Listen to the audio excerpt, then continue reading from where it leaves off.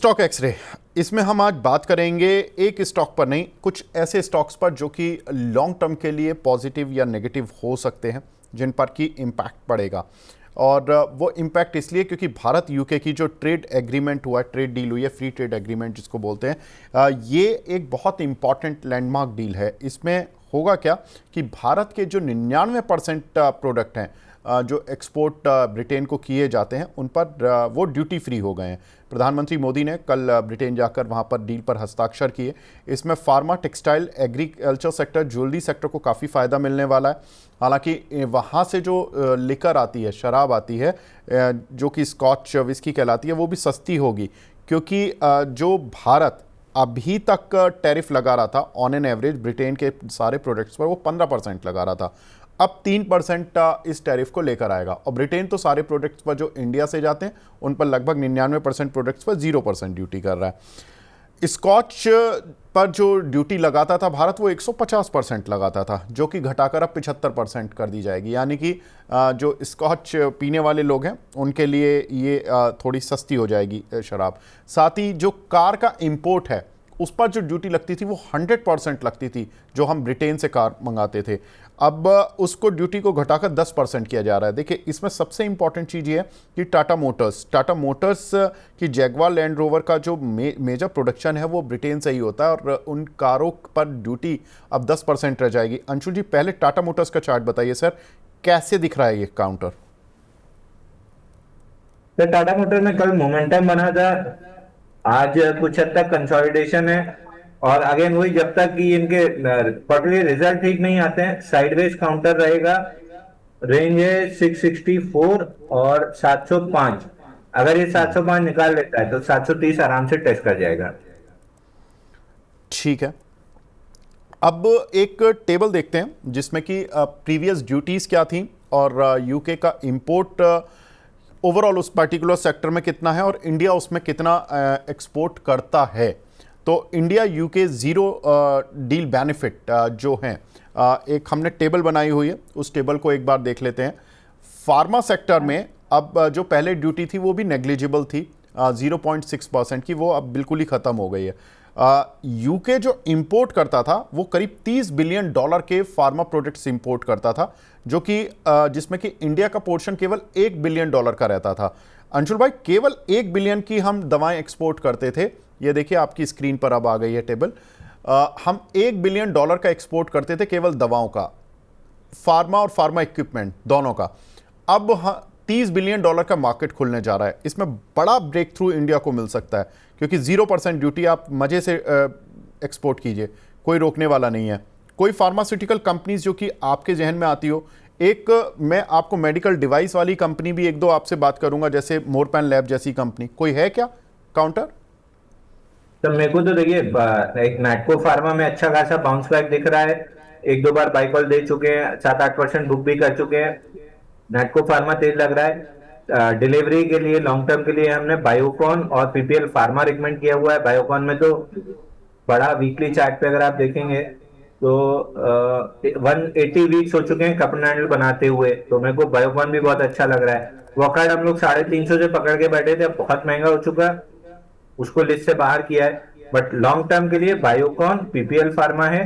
Short term trading के लिए आपका डॉक्टर रेड्डी में एक आध कुछ ट्रेड करना है तो कर सकते हैं, बट शॉर्ट टर्म के लिए आज से मेरे को फार्मा में कोई अपॉर्चुनिटी दिख नहीं रही है। लॉन्ग टर्म के लिए दो स्टॉक काफी अच्छे लग रहे हैं। नैटको फार्मा में जो शॉर्ट टर्म अपॉर्चुनिटी थी वो पूरी हो चुकी है।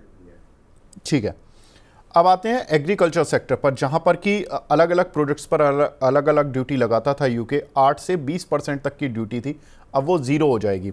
और यूके का मार्केट बहुत बड़ा है, करीब $37 बिलियन का मार्केट है, और हमारा जो एक्सपोर्ट था 1 बिलियन भी नहीं था।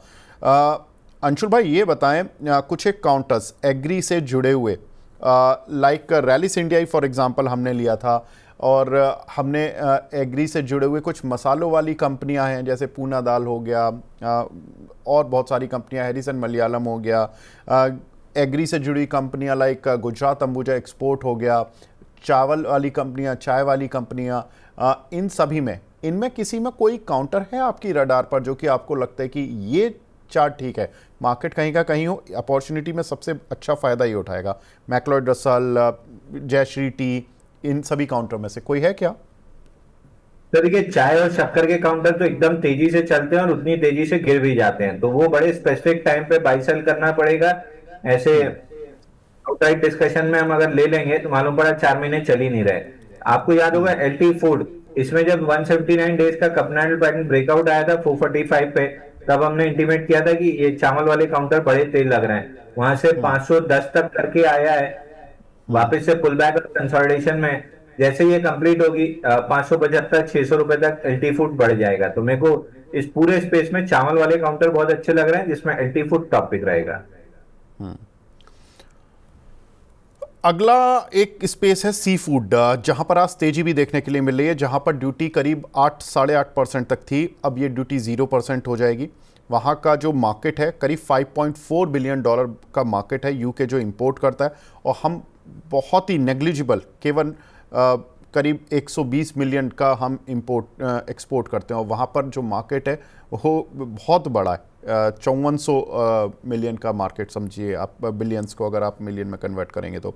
अंशुल जी, इसमें आज कुछ एक कंपनियां, Apex Frozen, Water Base, Avanti Feeds, इन सभी काउंटर में थोड़ा सा, अवंती फीड्स में नहीं है लेकिन वाटर बेस और एपेक्स फ्रोजन में थोड़ा सा मूव देखने के लिए मिल रहा है। कोई है काउंटर आपकी रडार पर इनमें से? वाटर बेस तो डाउन ट्रेंडिंग काउंटर दिख रहा है सर। अवंती फीड भी 899 का ब्रेकआउट फेल किया है, तो नीचे 680 दिख रहा है। Apex frozen, apex frozen, apex frozen, apex frozen में फिर भी ठीक लग रहा है सर। इसमें एक बाउंस बैक 278 तक का बन सकता है, अगर छोटी क्वांटिटी में लॉन्ग प्ले करना है तो। तीनों में से एपेक्स फ्रोजन में दिख रहा है, बट आइडियली मैं तीनों काउंटर में नहीं प्ले करूंगा। दो तो एकदम ही डाउन टर्निंग है। ये एपेक्स फ्रोजन थोड़ा सा मुंह बनाने की कोशिश कर रहा है, बट स्ट्रक्चर में वॉल्यूम उतने अच्छे नहीं है जितने होने चाहिए। अगर पंटिंग मूव प्ले करना है तो 275 270 तक के लिए प्ले कर सकते हैं एपेक्स में, लेकिन I would avoid all the three stocks. ठीक है।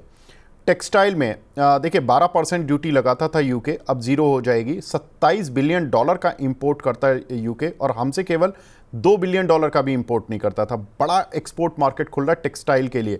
अंशुल जी, कुछ टेक्सटाइल प्लेयर्स के नाम मैं बता रहा हूँ, Welspun India, Trident, Arvind limited, और कुछ आप भी देखते हैं सरला पॉली जैसे काउंटर, इनमें किसी में कोई लग रही है अपॉर्चुनिटी?